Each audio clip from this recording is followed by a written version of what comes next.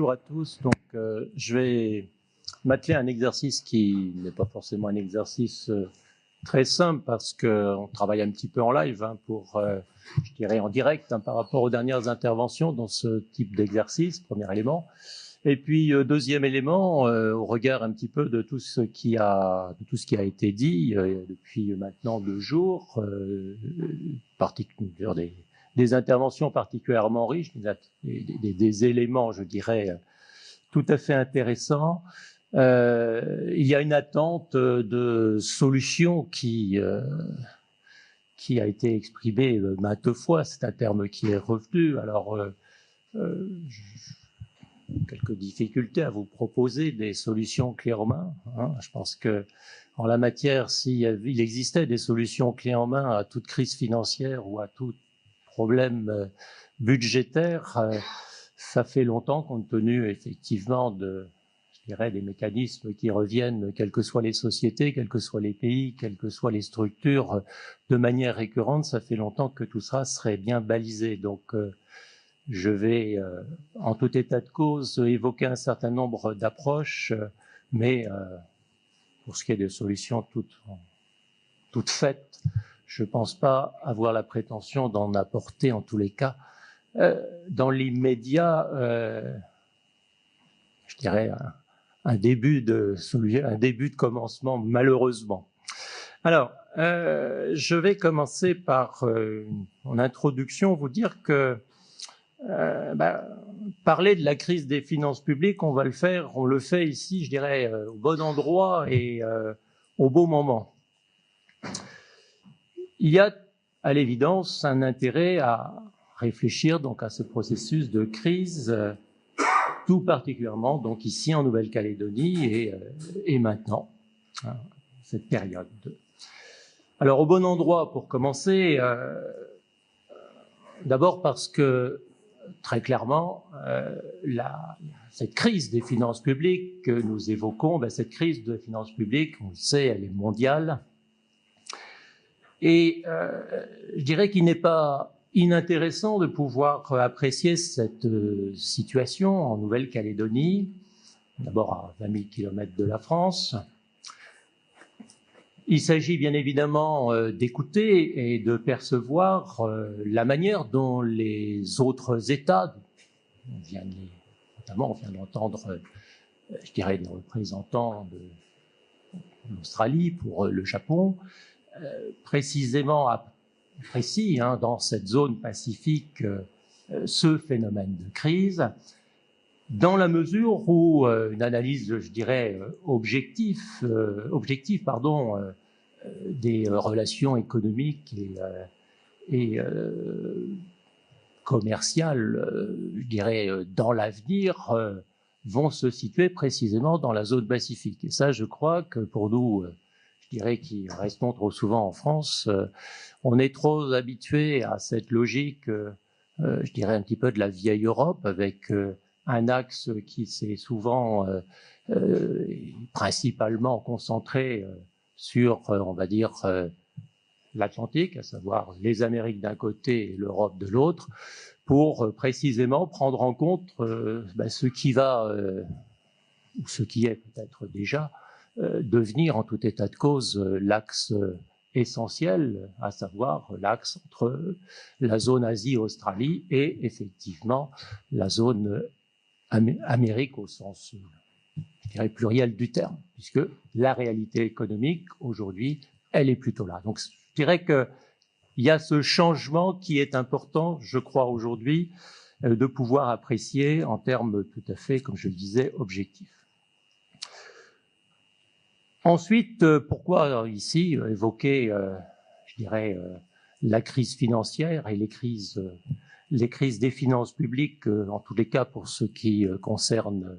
à la fois la France et puis la Nouvelle-Calédonie? Eh bien, tout simplement parce qu'il y a, je dirais ici, une logique un petit peu particulière dans les relations financières qui unit en fait la France à sa collectivité d'outre-mer, à savoir la Nouvelle-Calédonie, au travers, je dirais, d'une logique qui est une logique bien évidemment juridique, mais qui tient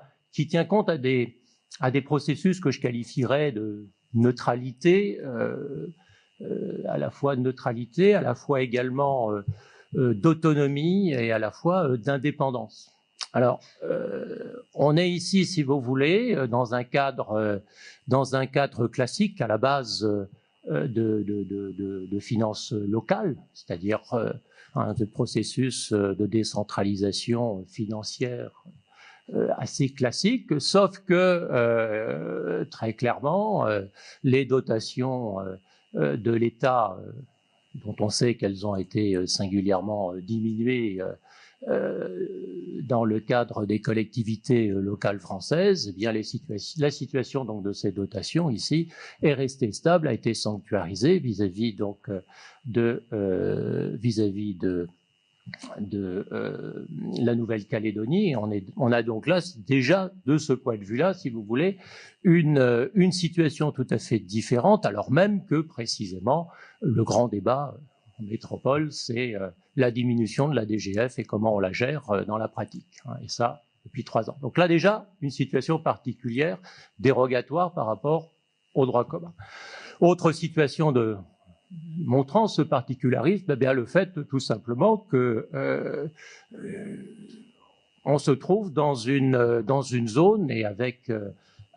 je dirais une logique tout à fait propre à cette zone pacifique. On se trouve donc face à une collectivité d'outre-mer, eh bien qui n'a pas une monnaie qui est aujourd'hui la monnaie qui, je dirais, à savoir l'euro, qui eh bien génère les relations de la France vis-à-vis de l'Union européenne. On est ici dans une logique monétaire tout à fait particulière, avec une autre monnaie que l'euro, et quelque part la relation, je dirais, par rapport à la logique européenne est quelque peu distendue et présente aussi un intérêt, je dirais, d'autonomie au regard de ce qui peut se passer, je dirais, de l'autre côté, de l'autre bout du monde. Bon. Et puis, troisième point, bien évidemment, et je crois que c'est très certainement le point le plus important, c'est bien évidemment la situation, je dirais quasiment de souveraineté fiscale, qui n'est pas celle tout simplement du législateur parisien, hein, mais qui est celle donc ici eh bien, du gouvernement, enfin, je dirais des entités locales, hein, puisque quelque part, hein, l'article 34 faisant que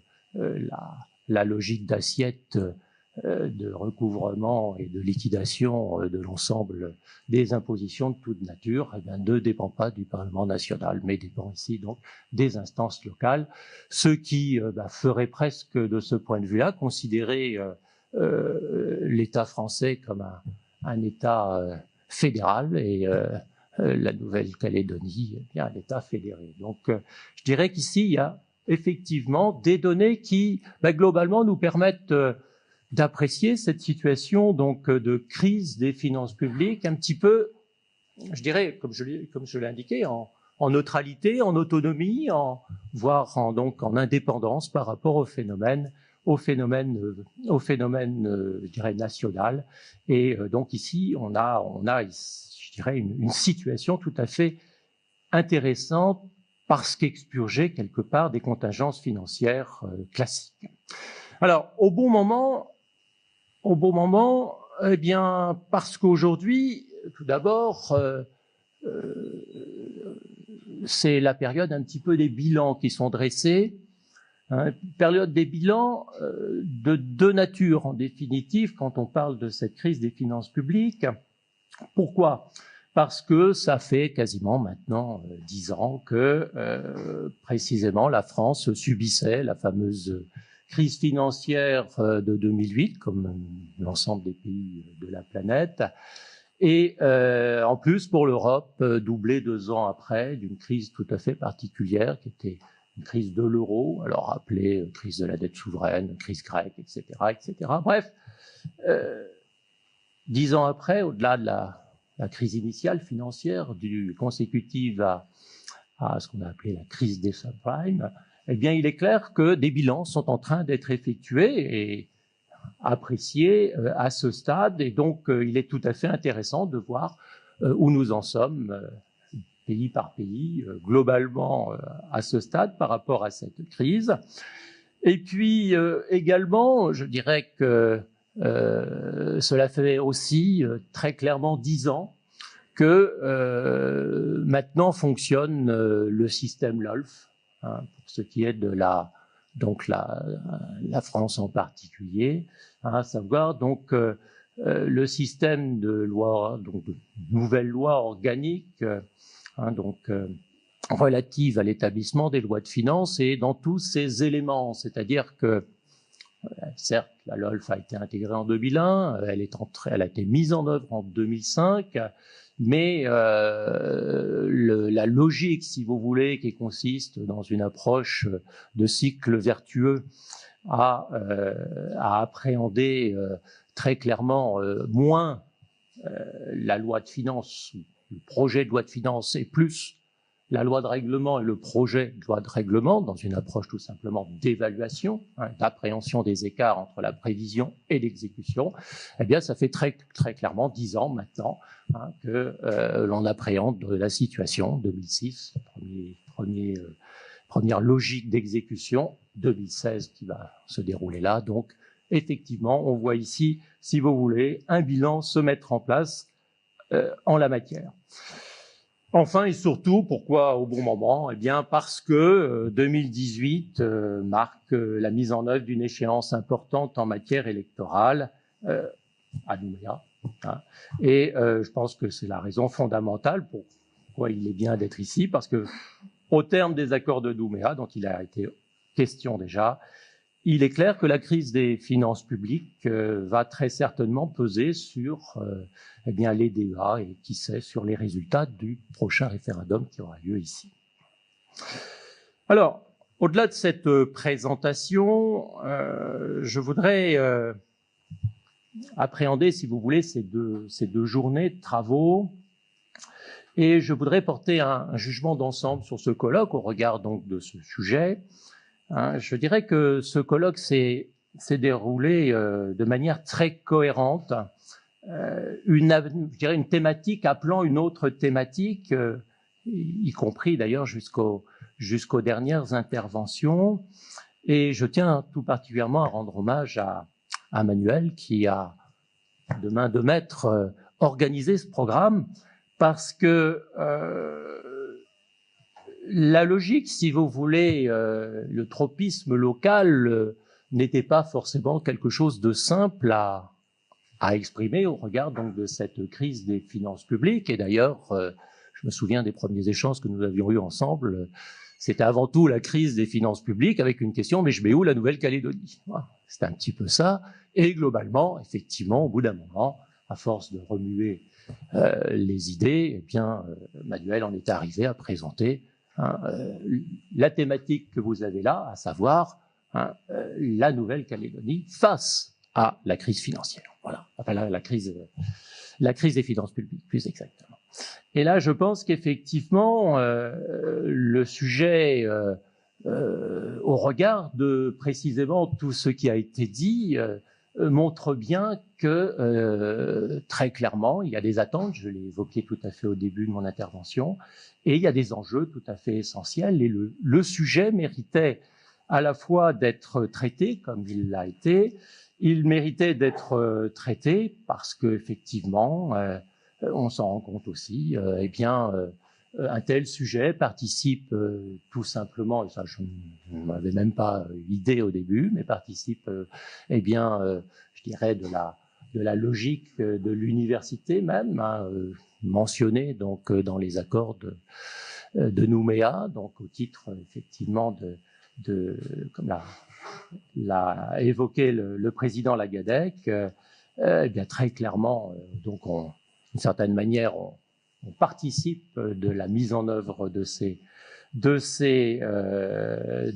accords, certes à très faible degré, mais il y a une participation qui est importante en tous les cas pour l'institution universitaire, et puis également au regard des objectifs du laboratoire, hein, qui est dirigé donc par Madame Catherine Riss, où précisément, je crois que si j'ai bien compris, les objectifs scientifiques de l'ARGE, c'était aussi d'organiser d'abord une série un cycle, donc 2 colloques au nombre de 3, et qui montrait entre autres, je crois, l'optique pluridisciplinaire alliant des juristes, des économistes, des gestionnaires, et je pense que de ce point de vue-là, en termes en tous les cas de respect des institutions, ce colloque répond parfaitement aux objectifs, je dirais que l'on est en droit d'attendre d'un colloque universitaire. Alors, le plan que j'adopterai ici sera un plan, je dirais, relativement simple, en 2 parties. Je ne suis pas juriste pour rien, mais vous verrez quand même que je vais faire quelques entorses à l'intérieur de chacune des parties.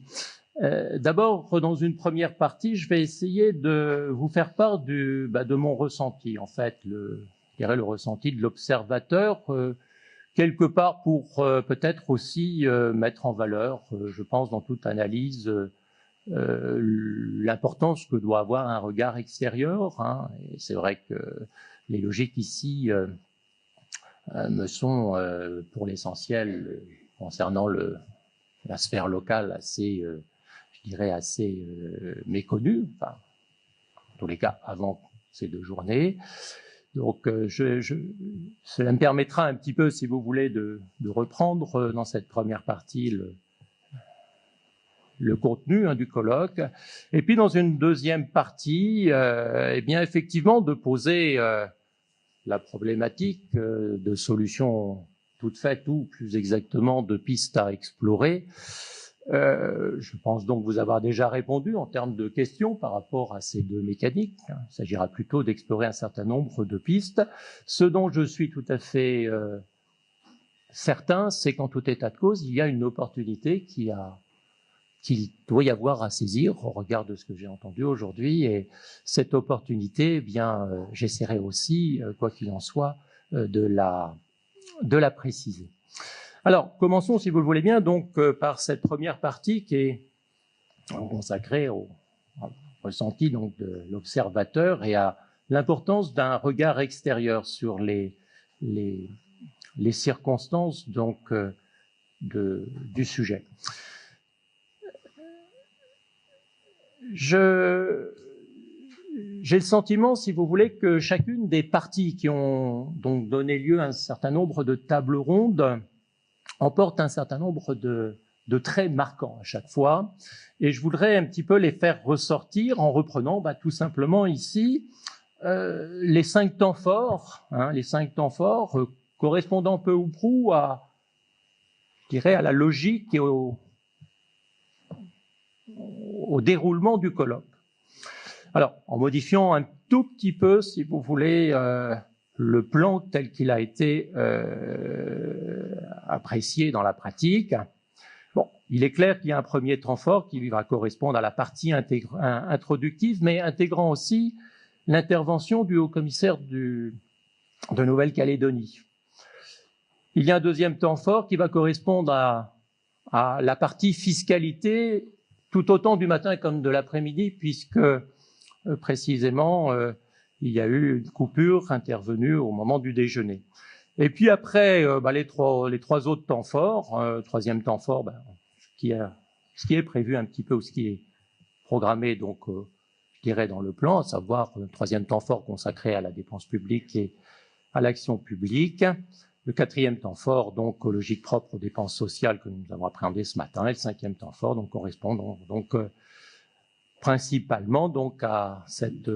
dernière partie relative aux expériences donc étrangères conduites dans le Pacifique, telles que nous venons de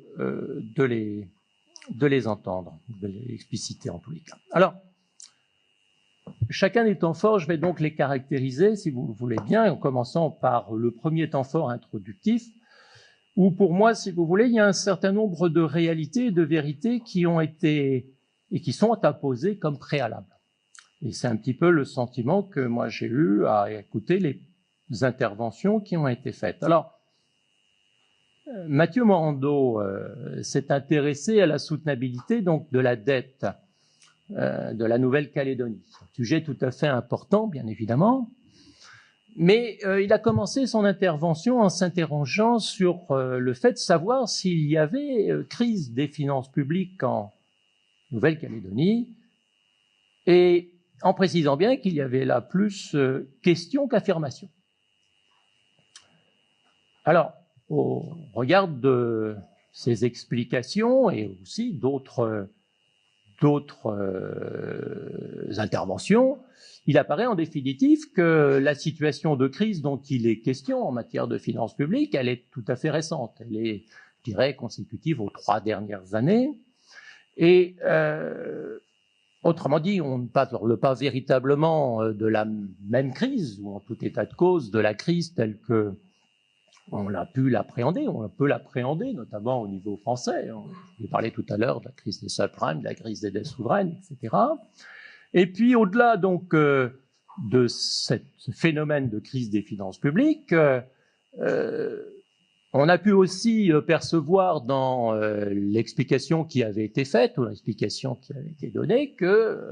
eh bien, c'était une crise qui était très consécutive au problème posé par l'exploitation des mines et très clairement le problème de crise afférent au nickel. Bon, alors, l'observateur que je suis appréhende assez difficilement cette mécanique, d'abord parce que il est un petit peu dommage, je trouve, en tout état de cause, de présenter cet atout considérable comme étant sous l'angle simplement d'une problématique, parce que je crois qu'un certain nombre d'autres régions ne possèdent pas de tel atout. Et j'ai trouvé également que, très clairement, il n'y avait pas d'autres ressources qui étaient envisagées pendant ces deux journées, pardon. Par exemple, on aurait pu parler de la ressource touristique. Il me semble là, pourtant j'ai écouté attentivement, je dirais, les débats, mais je n'ai pas entendu ce mot tourisme. Vous avez un pays magnifique et voilà. Quelque part se pose en tout état de cause la problématique d'une dépendance par rapport à cette logique minière, qui m'a semblé effectivement occulter un certain nombre d'autres atouts que vous avez et qu'ils ne semblent pas, en tout état de cause, appréciés à leur juste valeur. Et puis, j'ai aussi été un petit peu frappé au cours des différentes interventions qu'en définitive, par rapport à la thématique finances publiques, il y avait en définitive assez peu d'appréhension du phénomène ressources minières au regard tout simplement de ce que c'était susceptible de rapporter aux collectivités néo-calédoniennes. C'est-à-dire que d'un point de vue fiscal notamment, on n'a pas eu, à aucun moment, je crois, me semble-t-il en tous les cas, on a eu tout simplement ce que, fondamentalement et fiscalement, ou redevance, etc., peu importe, mais ce que rapporte tout simplement la collectivité, ou aux collectivités en général, cette ressource minière. Et je crois que ça peut paraître assez surprenant, au-delà du phénomène de crise, que précisément, en tous les cas directement, il n'y ait pas eu cette approche qui ait pu être faite à un moment ou à un autre. Alors, préalablement à cette intervention, Étienne Farward aura opéré un cadrage, je dirais, assez large de la crise des finances publiques, que je qualifierais d'habituel, assez classique, en se référant notamment à la Grande Dépression des années 1930 et à la Grande Récession des années 2008, que nous avons évoqué déjà. Et pour sa part, Thomas Gauvet-D'Arica nous aura fixé le cadre des finances publiques donc en Nouvelle-Calédonie. Donc on retiendra principalement pour la collectivité territoriale d'outre-mer, à la différence des collectivités territoriales métropolitaines, l'impact essentiel de l'autonomie fiscale en matière d'imposition locale, mais surtout en matière, c'est assez classique, mais surtout en matière d'impôts qui relèvent traditionnellement de l'État français, à savoir l'IS, l'IR, et ça c'est quand même une donnée tout à fait importante. De ces interventions et de cet ensemble, je dirais, ce premier ensemble que nous avons entendu, personnellement, je ferais particulièrement ressortir le rôle et surtout la responsabilité des acteurs politiques, locaux en particulier. On sait ce qu'il faut faire, mais cela a un coût politique parfois difficilement assumé. Voilà une phrase que j'ai notée. J'ai aussi effectivement, Étienne en a fait référence et bien pris en considération ce que on considère comme la malédiction de Juncker. Je crois que c'est une donnée importante que bien très clairement on a vu tout au long de ce colloque, tout au long des différentes interventions être, je dirais, remis à peu près au goût du jour d'une manière évidente et pas simplement pour la Nouvelle-Calédonie, mais pour également les expériences étrangères qui nous ont été faites, que ce soit l'Australie ou que ce soit le Japon, quelque part, ce que l'on peut considérer comme un manque de courage des responsables politiques est une donnée fondamentale, en France également. Et je crois que là, effectivement, quand j'établis la logique de vérité, je crois que c'est quelque chose dont il faut être tout à fait conscient. Le manque de courage politique devant la crise des finances publiques, devant le phénomène finances publiques, devant le phénomène réforme fiscale, etc., est quelque chose de tout à fait évident. Reste à évoquer dans ce premier temps fort l'intervention décisive du haut-commissaire Nouvelle-Calédonie, Thierry Laplaste, qui va chiffrer, je dirais de manière tout à fait précise, la part importante de l'État, l'État français, au financement du territoire. 12% du PIB de la Nouvelle-Calédonie. Alors, ça s'exprime de manière directe, classique, les dotations, mais aussi de manière indirecte, rémunération des fonctionnaires qui servent l'État sur le territoire, en précisant que la totalité des recettes fiscales payées en Nouvelle-Calédonie ne participait pas au financement des activités régaliennes assumées par l'État. Il va faire état également de l'ensemble des financements qui sont assurés par l'État directement, notamment en termes d'investissement. Il va faire état des engagements qui, de manière régulière, sont intervenus depuis 25 ans. Il est évident, et je crois qu'il faut le dire, que très clairement, cette intervention de l'État, cette intervention financière de l'État, tout à fait importante, dès lors que la Nouvelle-Calédonie se considère en crise, de manière financière, il est clair que cette intervention financière va peser lourdement, obligatoirement, donc dans le débat qui va immanquablement animer le scrutin donc du référendum sur l'indépendance et dans l'éventualité d'un oui à l'indépendance. Après tout, on en a vu, on en voit, dans d'autres lieux, dans d'autres États. Eh bien, il y aura un coût financier à assumer pour un nouvel État calédonien, résultant tout simplement du désengagement budgétaire de la France. Et je pense que là, il faut le dire, il faut le souligner, c'est quelque chose d'essentiel. Deuxième temps fort, consacré relatif à la fiscalité. Et là, je dirais que dans la présentation qui nous a été faite,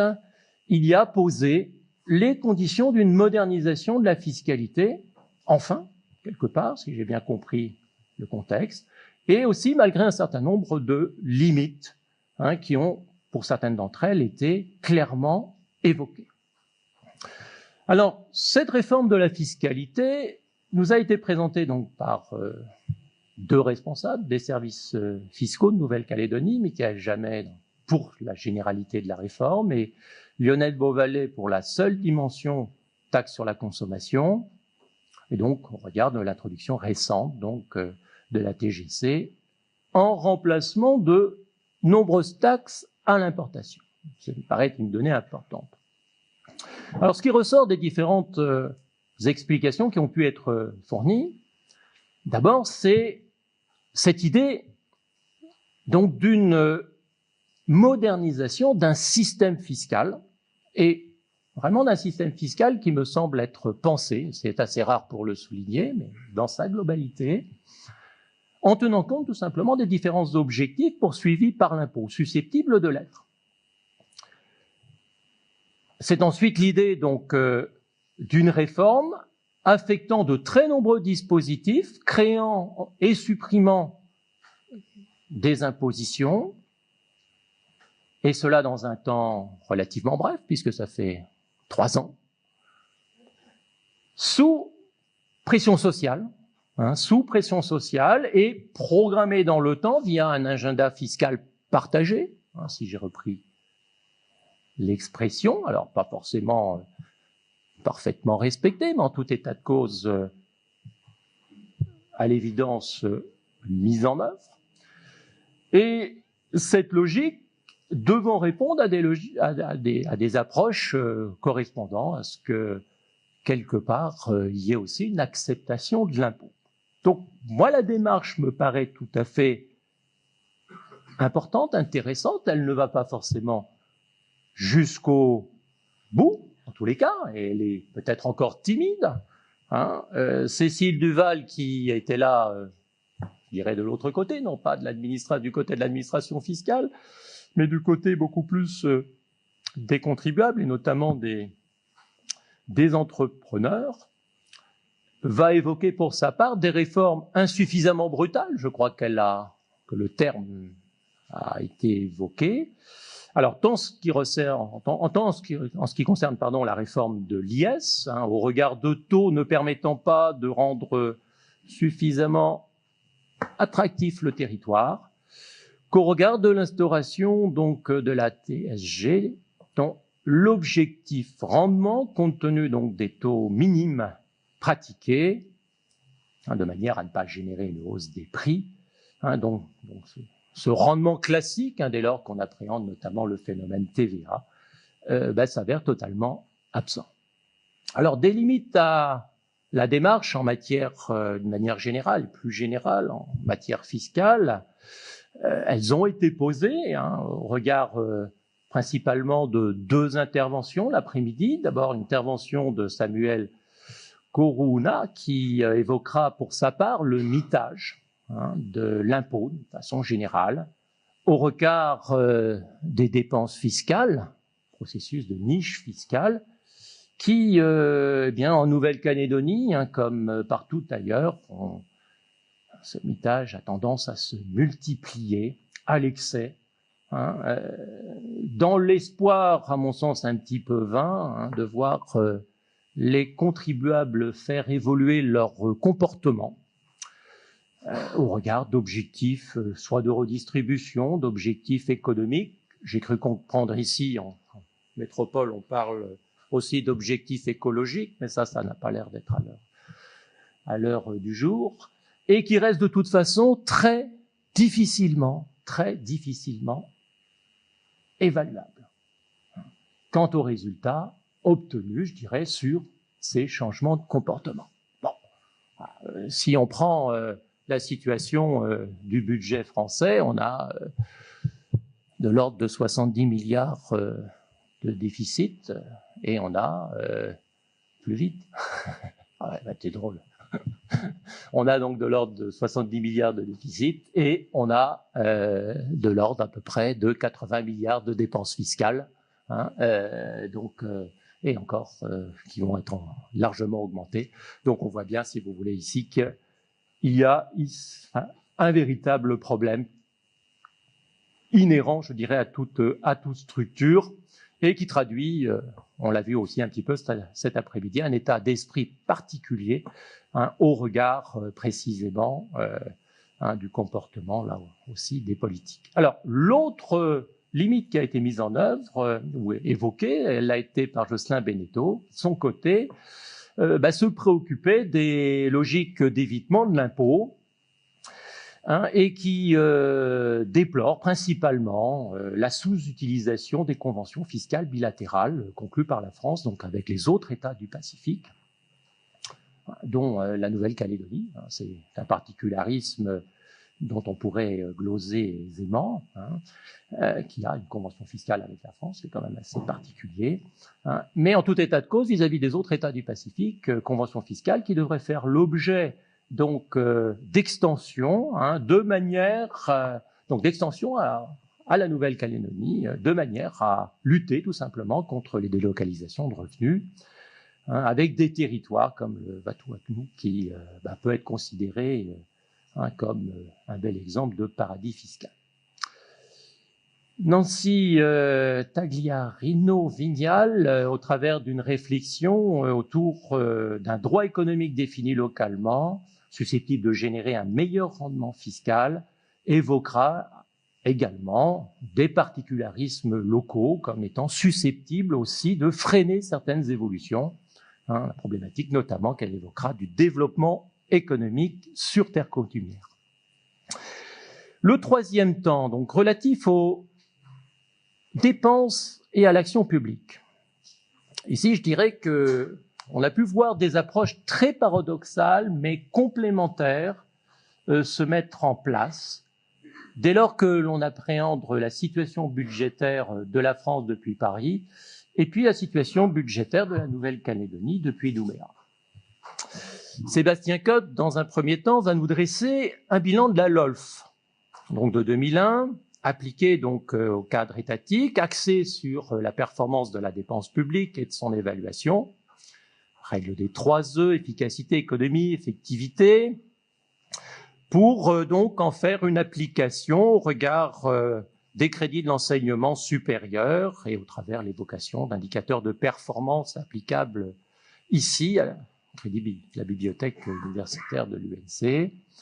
Alors l'intérêt de la démonstration de Sébastien tient tout autant, je dirais, au fondement de cette grande réforme, hein, qui tiennent à la RCB, initiative technocratique dont le Parlement à l'époque, dans les années 70-80, n'a pas su s'emparer, et à cette initiative due à Didier Migaud à l'époque, juste avant, enfin, en 2000, et qui cette fois émanait précisément du Parlement. Le succès de la LOLF repose, et aujourd'hui le bilan qui en est fait, j'ai évoqué un petit peu la situation en introduction, le bilan de la LOLF, il repose tout simplement sur l'instauration d'une évaluation a posteriori, au regard donc de la loi de règlement. Sébastien avait évoqué les logiques des PAP annexes en loi de finances initiale et des RAP annexes en loi de finances, enfin en loi de règlement plus exactement, avec l'objectif tout simplement d'apprécier les écarts, hein, pour mieux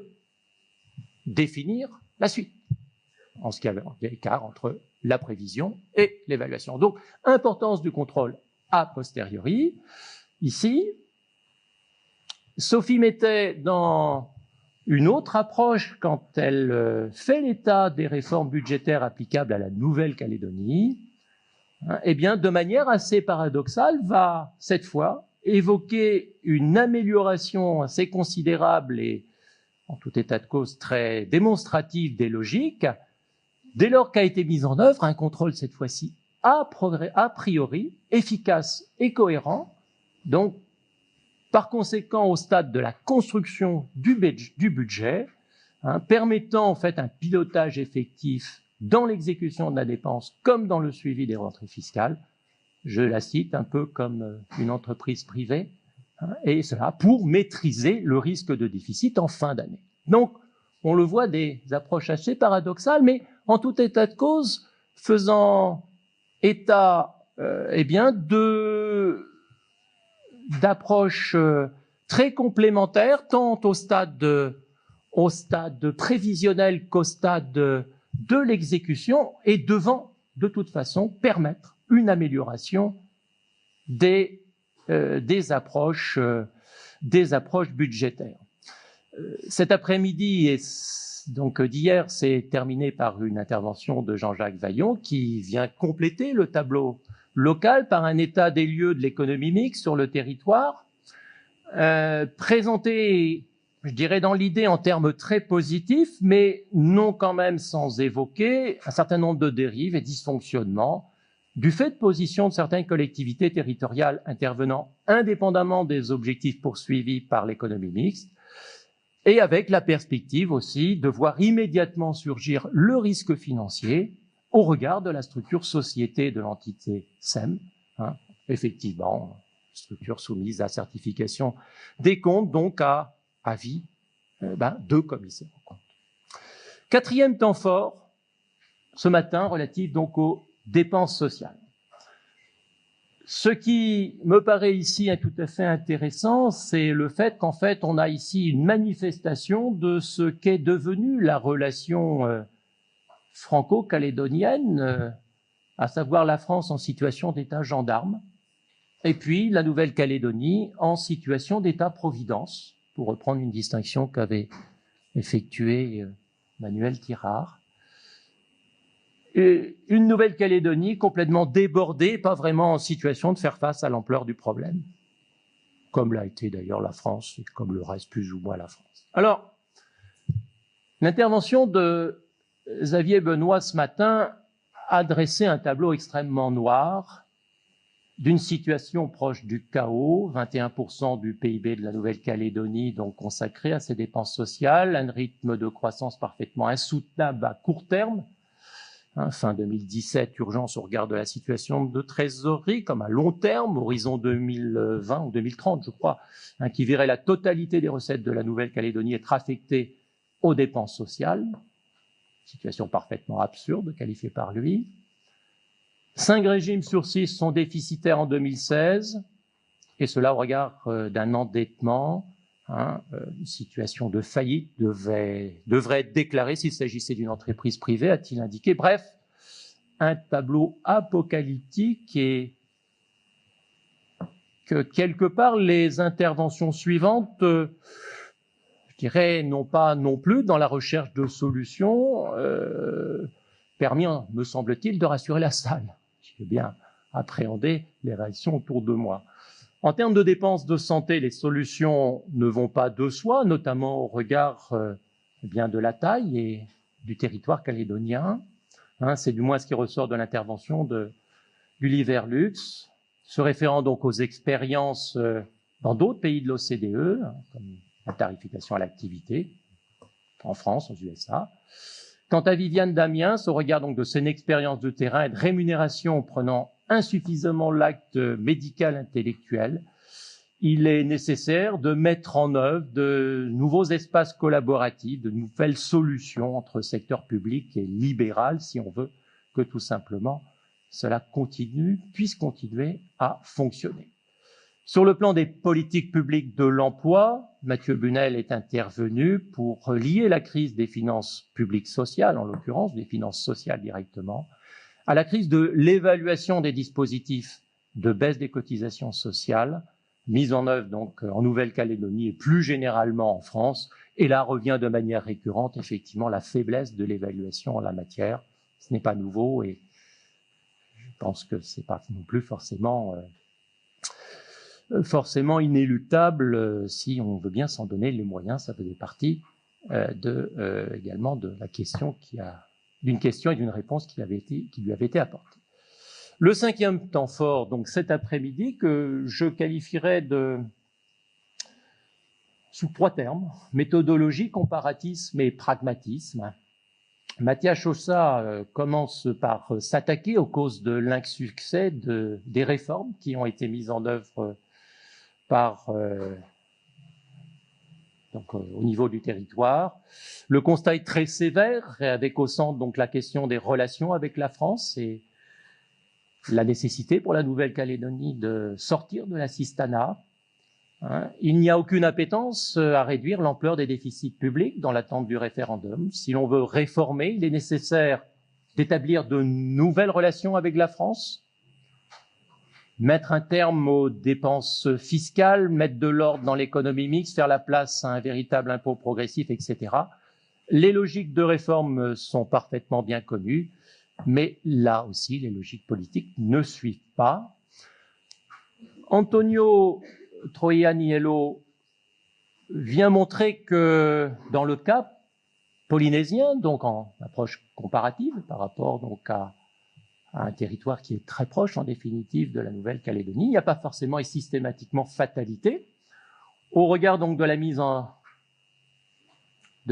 œuvre d'un plan de redressement des comptes publics donc du voisin polynésien de 2013 à 2016, il insiste sur l'importance de la réforme fiscale, très forte proportion de la fiscalité indirecte, très ciblée, portant sur l'entreprise, la grosse entreprise de manière générale, et pas sur les ménages, restauration donc de la crédibilité financière du pays, avec donc une intervention des bailleurs de fonds revenant en fait prêter de l'argent parce que la logique fiscale a été restaurée. Il constate que ce redressement n'a pu se faire que dans des conditions extrêmes, mais je dirais il fallait être devant le fait accompli pour quasiment des solutions soient trouvées. Ces solutions n'ont pas forcément tout changé et n'ont pas modifié notamment les mauvaises habitudes, mais elles ont eu pour le coup la logique de l'efficacité. Alors, au titre ensuite des expériences étrangères, Miranda Stewart considère que l'Australie n'a pas été confrontée à la crise des finances publiques au regard de la crise financière de 2008. Pour autant, la situation 10 ans après présente des signes inquiétants de stagnation, accumulation des déficits aujourd'hui qui étaient nuls en 2002. De la même manière, accumulation logique d'un endettement, un endettement qui s'accroît d'année en année alors qu'il était inexistant il y a quelques années. Est-ce que cela a une quelconque importance? Ce qui lui apparaît en tous les cas important, c'est de pouvoir lutter contre l'insincérité de la présentation budgétaire, toujours présentée de manière excédentaire, mais jamais en exécution, et surtout la possibilité de prévoir un élargissement des bases fiscales, lutter là encore contre le mitage de l'assiette, contre les niches fiscales, pour générer de nouvelles recettes, et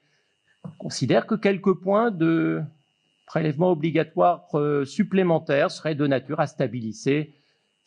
la situation pour atténuer les effets induits de la crise de 2008, dont on connaîtrait un petit peu les conséquences aujourd'hui au regard donc des comptes publics australiens. On passe du bon élève au mauvais élève. La situation du Japon est financièrement, du moins quand on compare les tableaux, dramatique, à différence de la situation précédente. Et Takeshi Fujitani nous l'a confirmé. Que ce soit en termes de déficit public et surtout en termes d'endettement, eh bien, effectivement, les courbes sont les plus élevées des pays de l'OCDE. Les causes principales de cette situation tiennent là encore à l'échec politique pour réformer le système fiscal japonais. L'autre cause est constituée par l'augmentation des dépenses sociales et l'incapacité ou l'impossibilité de prendre en compte, là aussi, sous la forme de réforme, le vieillissement de la population. Ce qui tient le système, c'est tout simplement le fait que la dette soit essentiellement interne, qu'elle repose sur les ménages et sur les entreprises japonaises, avec pour conséquence des taux d'intérêt très bas. Mais nous a-t-il dit, le Japon ne gère pas la crise, il l'ignore,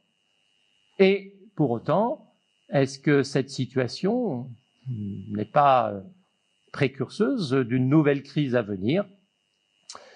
C'est une crainte bien réelle à l'évidence, mais qui n'a pas trouvé à ce jour de réponse. Tout ça pour montrer donc qu'effectivement, au terme de cette dernière intervention, il est très difficile, dans une approche comparée, d'apprécier des solutions toutes faites. Et j'en viens donc à cette seconde partie. Je te rassure, Sébastien, elle sera beaucoup plus courte. rassure.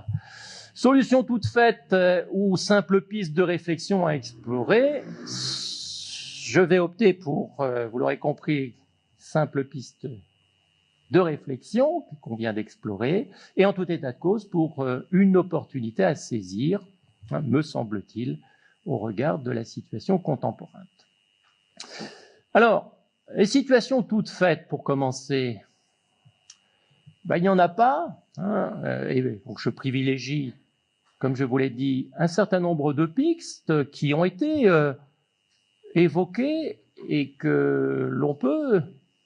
au cours de ces 2 journées, et que l'on peut bien évidemment faire ressortir. Je dirais que ces pistes, elles sont tout aussi, elles sont naturellement tout à fait importantes et tout à fait intéressantes pour la Nouvelle-Calédonie, ce qui constitue bien évidemment le cœur du sujet. Elles sont peut-être aussi importantes, et c'est peut-être un peu plus surprenant, pour à considérer le point de vue de la France. Bon. Je vais développer 2 exemples à chaque fois, il y en a plein d'autres, et je peux difficilement tout reprendre, sinon là je vais encore avoir un petit papier. Pour ce qui est de la Nouvelle-Calédonie, pour commencer, on a pu, je crois, percevoir tout l'intérêt, au travers donc des propos de Sophie Mettet, tout l'intérêt qui pouvait exister à pousser les logiques donc budgétaires pour ce qui est de la Nouvelle-Calédonie, de manière en fait à se doter d'outils de pilotage qui soient efficaces. Alors, je ne l'ai pas évoqué tout à l'heure, mais là je le fais. Ont été évoqués lors de son intervention l'établissement, par exemple, d'une cartographie des risques financiers de la collectivité, hein, évoqué également les garanties accordées à dans ce cadre-là accordées par la Nouvelle-Calédonie, les techniques tout simplement de provision, les approches d'engagement au bilan, une comptabilité donc en droit constaté qui est propre, je dirais, à la comptabilité générale de l'État, qui aujourd'hui donc permet une certification des comptes inscrite dorénavant donc dans le texte constitutionnel de 2008 et donc devant servir de base à toutes les administrations. Eh bien, je dirais que aujourd'hui, ces pistes, elles se doivent d'être explorées, elles se doivent d'être je dirais non seulement explorée, mais mise en œuvre. C'est tout l'objet, tout le sens de l'expérimentation, donc notamment de la certification des comptes des collectivités territoriales posée dans le cadre de la loi NOTRe. Et je pense que là, il s'agit d'aller plus loin, il s'agit de l'appréhender de manière à ce que eh bien, le risque financier, on ne s'assoit pas dessus, on ne se couvre pas les yeux, mais qu'on l'affronte de face. Pour ce qui est de la réforme fiscale, donc présentée par messieurs Jamet, Beauvalet et puis commentée par madame Duval, il est clair que de la même manière, on a pu mettre en avant certains aménagements, certaines améliorations qui devraient être apportées par les institutions dans l'avenir. Alors, si on reprend, hein, j'ai noté un certain nombre de logiques, hein, pour l'ensemble des impositions affectées, la nécessité de reconsidérer les logiques d'affectation de recettes à certaines catégories de dépenses qui sont source de gaspillage et de rigidité. Pour la TVA, la nécessité de se rapprocher d'un taux unique et de supprimer les taux qui sont au nombre de 4 aujourd'hui. Pour ce qui est de l'IS, la nécessité de réduire le niveau du taux d'imposition sur les bénéfices réalisés par les entreprises. Ces différentes perspectives, eh bien, elles correspondent très exactement aux recommandations des 3 derniers rapports rédigés par le Conseil des prélèvements obligatoires, hein, au sujet du système fiscal français. Hein, et donc, ces recommandations, elles sont, à mon sens, parfaitement transposables aux perspectives fiscales calédoniennes. Et je pense que là, il y a tout à fait, je dirais, des pistes pour la Nouvelle-Calédonie dans le cadre des réformes fiscales qui ont été envisagées hein, au fur et à mesure que se déroulait ce débat fiscal, eh bien, il y a des pistes là qu'il convient très clairement d'apprécier. Pour la France maintenant, vous le savez, l'État cherche à redéfinir les contours financiers de son intervention et il me semble que là, au regard de la configuration néo-calédonienne, l'État qui cherche en tout état de cause à identifier la dimension régalienne de son action, hein, eh bien, je pense qu'il a tout intérêt à étudier, au regard donc de ce qui existe et de la réalité, comme je le disais, hein, eh bien, le coût précisément de ces activités régaliennes. Alors, combien coûte d'assurer la défense, la sécurité, la justice, les fonctions financières, l'enseignement supérieur, je me fais plaisir, je nous fais plaisir, parce que c'est considéré comme une activité régalienne au regard de l'exemple calédonien. Eh bien, très clairement, il y a là, si vous voulez, me semble-t-il, pour l'État, un axe de réflexion et un axe, là aussi, de chiffrage et d'évaluation, hein, de cette approche qui, aujourd'hui, est tout à fait primordiale, hein, quand on sait que les budgets défense, les budgets sécurité, les budgets justice, les budgets enseignement supérieur posent problème. Autre exemple pour l'État, hein, jusqu'où l'autonomie fiscale a conféré aux collectivités territoriales nationales, hein, à l'aune donc de cette expérience néo-calédonienne. On sait que le Conseil constitutionnel en France eh bien, refuse d'assurer la reconnaissance et la protection, hein, d'une autonomie fiscale, quelque part au profit donc d'une seule autonomie financière. Là aussi, il y aurait peut-être un certain nombre de logiques à faire évoluer dans notre État. Alors, dernier point, et j'en terminerai par là, une opportunité à saisir en tout état de cause. En tout état de cause, ça signifie pour moi avec ou sans la France. Je crois que les interventions donc de ces 2 journées, les débats qui ont été les nôtres, l'intérêt des acteurs qui ont été présents, montrent que la Nouvelle-Calédonie a peut-être compris qu'elle devait prendre son destin entre ses mains, parce qu'elle a atteint, je crois, un degré de maturité nécessaire pour ce faire. Je crois que Manuel Thira repris avec par rapport à l'exemple japonais par Yuki Sekin, dans leurs interventions respectives, ont montré eh bien, les termes des choix qu'il convenait d'opérer en termes de dépenses publiques, et cela au regard tout simplement de choix sociétaux, hein, très bien mis en perspective par rapport au modèle US, par rapport au modèle américain, pardon, par rapport aussi en matière donc de dépenses sociales. Hein, en définitive, on constate que la problématique des dépenses sociales est appréhendée à peu près dans les mêmes logiques financières, que ce soit aux États-Unis ou que ce soit en France, mais avec effectivement en termes eh bien notamment de prélèvements obligatoires, absolument pas la même logique, et en tout état de cause, un recours au secteur privé beaucoup plus prononcé. Ce matin, on est arrivé à peu près aux mêmes logiques